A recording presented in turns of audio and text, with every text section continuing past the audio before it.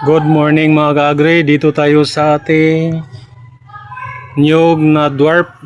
Ngayon may gagawin tayo ngayon mga kaagri. Ipapakita ko sa inyo kung paano tayo magkapo ng ating niyog. Kasi ito mga kaagri, 5 years, mga 5 years to mga kaagri. Mamunga na to siya mga kaagri, basta magandang pagkaalaga mga kaagri. Magandang pagkaalaga mga kaagri, madali itong mamunga. Ngayon, ang gagawin natin ay para madali siyang mamunga mga kaagri. Magkapon tayo, ikapon natin itong estilo ko sa pagkapon mga kaagri. Paano magkapon ng dwarf na coconut? Yan. Magtanim tayo, magsample tayo mga kaagri. Yung iba kasi mga kaagri kapag nagkapon sila ba ito, tinatanggal tong itong buong yung tapos ang natira, lang talaga yung ang tawag nun, yung bao lang ba. Itong sa akin, yung ganun kasi mga kaagri, delikado mamatay lahat yun kasi yung ugat. Itong sa akin, tapos nasubukan ko na rin to mga kaagri. Ito ganito ang simpleng pagkapon mga kaagri na para madaling mamunga at saka dadami pa yung bunga mga kaagri. Tingnan natin.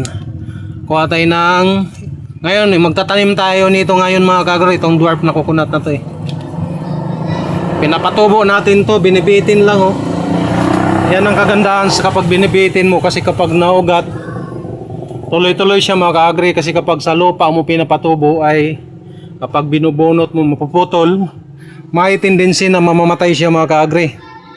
Kaya ngayon i-share ko sa inyo kung paano magkapon yan mga kaagri para lalong mabilis talaga siyang mamunga.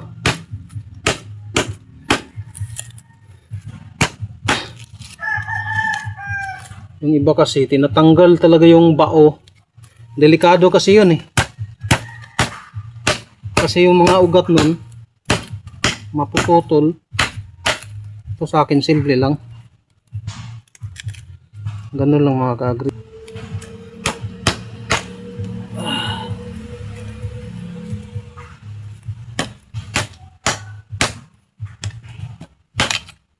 Yan.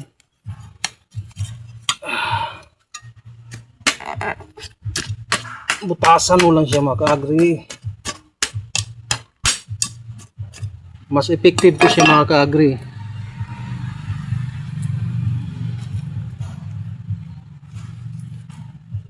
Yan Yan.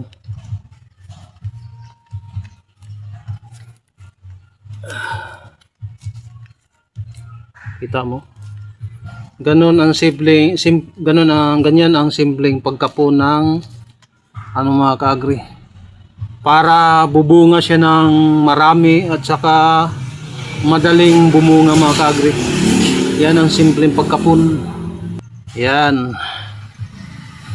Ayan lang pong ating video ngayon. Marami pong salamat yung panonood.